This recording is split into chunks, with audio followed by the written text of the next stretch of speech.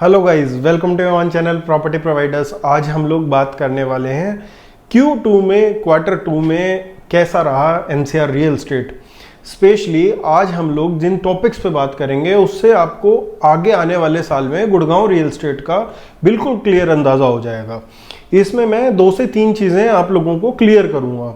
आज मैं आप लोगों को ये बताने वाला हूं क्या अनसोल्ड इन्वेंट्रीज कितनी हैं, कितनी number of inventories total launch हुई, कितनी टोटल एनसीआर में इन्वेंट्री अभी बची है, उसमें से गुड़गांव में कितनी इन्वेंट्री बची है, ईयर ऑन ईयर कितना ग्रोथ किया है और क्वार्टर ऑन क्वार्टर कितना ग्रोथ किया है।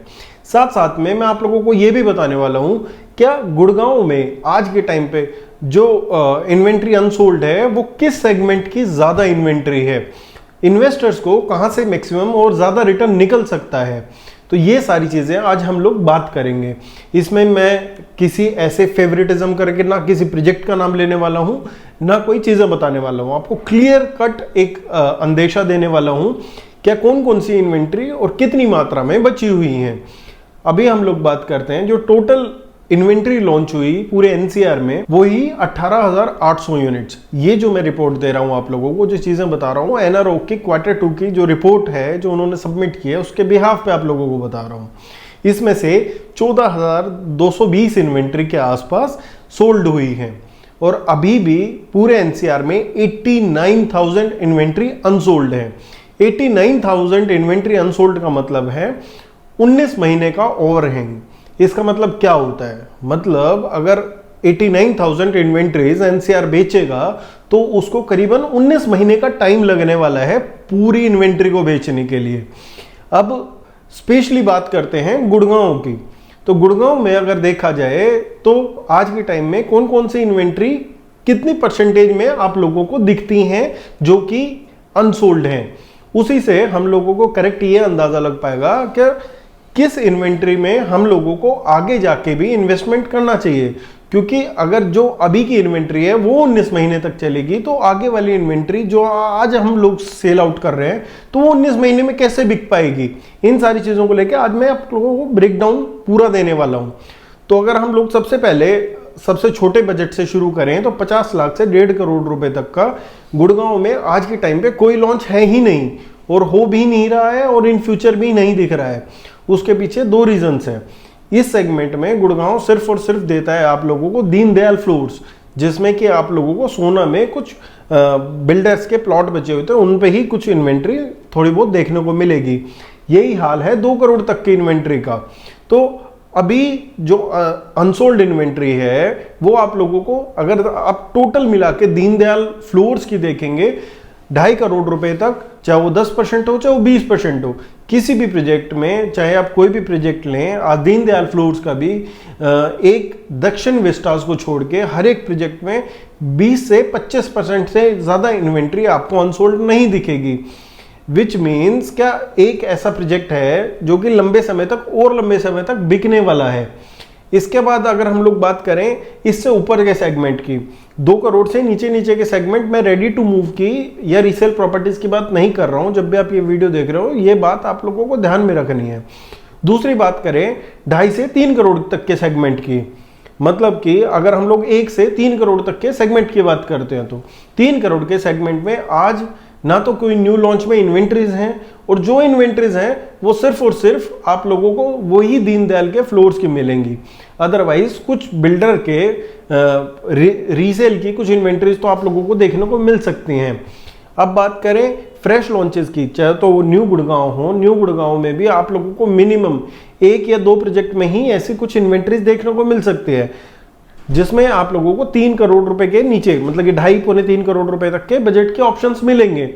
चाहे वो आशियाना अमारा हो जिसमें कि आपका करीबन 3 करोड़ रुपए के आसपास की ब्रैकेट आ रही है, 3 बेडरूम को लेके 3.25 करोड़ की ब्रैकेट आ रही है, which is almost 3 times at the launch price, इसीलिए उसकी भी सेल कम है। अदरवाइज किसी भी प्रोडक्ट में 1700-1800 स्क्वायर फीट का कारपेट एरिया 3 करोड़ रुपए से कम एग्जिस्ट ही नहीं कर रहा है मार्केट में। अभी जो लॉन्चेस आने वाले हैं, चाहे वो SS83 का हो, चाहे वो अगले ईयर में इमार 86 का हो, चाहे वो गंगा का प्रोजेक्ट हो, तो काफ़ी प्रोजेक्ट ऐसे हैं जो 250 से और 280 के ब्रैकेट में आएंगे। तो ये कहना बिल्कुल भी ताज्जुब से मेरे हिसाब से तो बिल्कुल नहीं होगा कि जब इस बजट की इन्वेंट्री अनसोल्ड है ही नहीं, तो वो इन्वेंट्री ज़्यादा बिकने के चांसेस आज के डेट में मुझे लगते हैं फिलहाल, क्योंकि उसमें हम लोगों को बड़ा टाइम स्पेंड नहीं लेना पड़ेगा उसको बेचने के लिए, क्योंकि वो अनसोल्ड इन्वेंट्री ऑलरेडी एग्जिस्ट करती ही नहीं है गुड़गांव में अंडर कंस्ट्रक्शन। दूसरी चीज, जब हम लोग ये वाली इन्वेंट्री देखते हैं अबव 3 करोड़ रुपए की, तो 3 से 4 करोड़ की इन्वेंट्री में आप लोगों को द्वारका एक्सप्रेसवे में काफी चीजें देखने को मिलेंगी। हाँ, हालांकि एसपीआर पे भी कुछ चीजें हैं, बट बहुत सी चीजें नहीं है, क्योंकि वहां 3.5 करोड़ रुपए से बजट स्टार्ट होता है। तो उस रेंज की जब आप इन्वेंट्री देखने के निकलेंगे, तो करीबन करीबन हर एक प्रोजेक्ट में जो 3.5 करोड़ से ऊपर के प्रोजेक्ट हैं, उसमें भी आपको 20% के और 20%, कुछ प्रोजेक्ट्स में 20% से ऊपर और कुछ प्रोजेक्ट में 10% से नीचे आपको इन्वेंट्री अनसोल्ड दिखाई देगी। इसके बाद अगर हम लोग रियल अनसोल्ड इन्वेंट्री पे आते हैं, जो कि 89,000 पूरे एनसीआर की है, तो उसमें से जहां तक मुझे लगता है कि गुड़गांव की मात्रा कम से कम भी 39 to 40% है। एज पर एनआरऑक रिपोर्ट्स क्या 39% के आसपास की इन्वेंट्री गुड़गांव में लॉन्च हुई है, तो उसी मात्रा में अनसोल्ड भी उसी मात्रा में होनी चाहिए जो रेरा रिसीव्ड प्रोजेक्ट है। तो मुझे लगता है कि 30 to 35% की इन्वेंट्री जो कि 4 करोड़ रुपए से लेके और 12 करोड़ रुपए तक के प्रोजेक्ट है, उनकी अकेली एग्जिस्ट करती है। तो व्हाट इट मीन्स, ये इसका मतलब मुझे साफ साफ ये लगता है, क्या जब एग्जिस्टिंग इन्वेंट्री को ही 19 महीने का टाइम लग रहा है बिकने के लिए, तो आने वाले टाइम में जो ये वाली इन्वेंट्री है 400 और 12 करोड़ के बजट की, 19 महीने या 9 महीने या 10 महीने में तो आप बिल्कुल भी रिटर्न की उम्मीदें मेरे हिसाब से नहीं लगा सकते। और जब 19 महीने की बात होती है तो करीबन करीबन 2 साल की बात चली जाती है।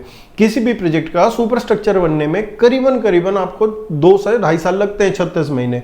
तो सुपर स्ट्रक्चर से पहले तो आपको जो मिल रहा है वो आपके लिए बोनस है। आज मैं पूरे एनसीआर की बात कर रहा हूँ, ना ही मैं नोएडा की बात कर रहा हूँ, ना मैं गुड़गांव की बात कर रहा हूँ, ना मैं किसी प्रैक्टिकल प्रोजेक्ट की बात कर रहा हूँ।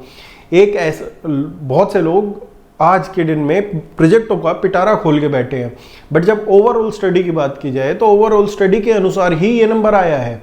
इसके बाद बहुत से शहर ऐसे हैं जिसमें 19 महीने से ज़्यादा का ओवरहैंग है इन्वेंट्रीज का।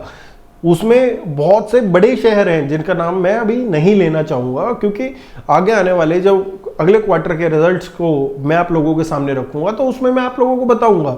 तो मेरा क्लियर कट जो टेक है वो ये है, जिस इन्वेंट्री में आज के दिन में मार्केट में ज़्यादा टाइम नहीं लग रहा है बिकने में, उसमें इन्वेस्टमेंट के ज़्यादा चांसेस हैं। पर ये बेहद इंपॉर्टेंट चीज़ें हैं, क्या एटलीस्ट हम लोग उस सेगमेंट में चले भी जाएं तो क्या हम लोगों को प्रोजेक्ट मिलेगा, कम से कम ये समझ के और उस बिल्डर का बैकग्राउंड देख के तो प्रोजेक्ट लेने ही पड़ेंगे हम लोगों को। अगर हम रेप्यूटेड बिल्डर का प्रोजेक्ट नहीं लेंगे या अदरवाइज जिसने कोई प्रोजेक्ट नहीं बनाया उसका हम लोगों ने प्रोजेक्ट ले लिया, ठीक है, और बाय चांस कुछ चीज़ें आई या हम लोगों ने यूनिट अच्छी नहीं ली, क्योंकि आज के टाइम में यूनिट्स की सबसे ज़्यादा समस्या है। न्यू लॉन्च में जो आदमी बहुत ज़्यादा टाइम लेता है, क्या अभी न्यू लॉन्च है मैं देख के लूँगा, उसमें रेट की आज बहुत ज़्यादा समस्याएं नहीं आती। बिल्डर भी 1000 से 1500 रुपये पर स्क्वायर फीट ऊपर रेट करता है, 20, 80, 25, 75 जब भी पेमेंट प्लान निकाल देता है। बट उस टाइम पे होता क्या है, बिल्डर अपनी सारी cream unit CLP payment plan पे या कुछ ठीक ठाक पेमेंट प्लान पे बेच चुका होता है। जो इन्वेंट्रीज बचती हैं वो इन्वेंट्रीज आप 20, 80 या 30, 70 में खरीद रहे होते हैं बाद में जाके, वो भी आप लोगों को बहुत ज़्यादा बेनिफिट नहीं होगा। क्यों नहीं होगा उस चीज़ में भी ज़्यादा बेनिफिट, क्योंकि जो बिल्डर 15,000 में बेच रहा था वो आपको 17,500 में वही चीज़ बेच रहा होता है, क्योंकि आपकी जेब से अभी पैसा नहीं जा रहा, तो इसलिए आप 25, 75, 30, 70 या 20, 80 का पैसा दे रहे होते हैं। ऐसा एक भी बिल्डर आप लोग कमेंट बॉक्स में मेंशन कर सकते हैं जिसने रेट बिना बढ़ाए गुड़गांव में ये पेमेंट प्लान लॉन्च किया हो। एक भी बिल्डर का जिसका आप लोग नाम लेंगे विद प्रॉपर फिगर आप लोग दे दीजिएगा, तो मैं भी उस पर स्टडी करने की कोशिश करूंगा कि आपने ऐसी कौन सी डील ली है जिसका पेमेंट प्लान बढ़ा ही नहीं था और पहले कम ज्यादा था और अब कम हुआ है।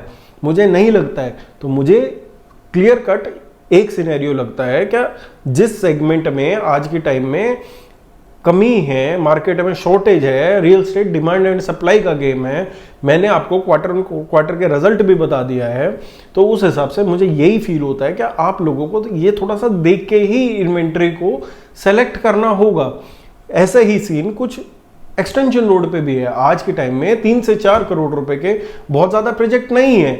जो प्रोजेक्ट है उसमें से एक बिल्डर ऐसा है जिसने बहुत ज्यादा प्रूफ ही नहीं किया लग्जरी में, जिसने किया है उसकी इन्वेंट्री अभी आने वाली है, चाहे वो बिरला हो चाहे वो सन सिटी हो, ठीक है। इनमें से कुछ लॉन्चेस आप लोगों को नजर बना के बिल्कुल देखने ही पड़ेंगे, उसमें कोई दो राया भी नहीं है।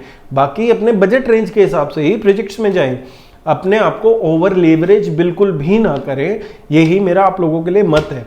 उम्मीद करता हूं आप लोगों को वीडियो समझ आई होगी। अपने भाई को प्यार दो, लाइक करो चैनल को सब्सक्राइब करो जो पहली बार आए हैं। ऐसी ही वीडियोस आप लोगों के सामने मैं लेके आता रहूंगा। Thank you very much.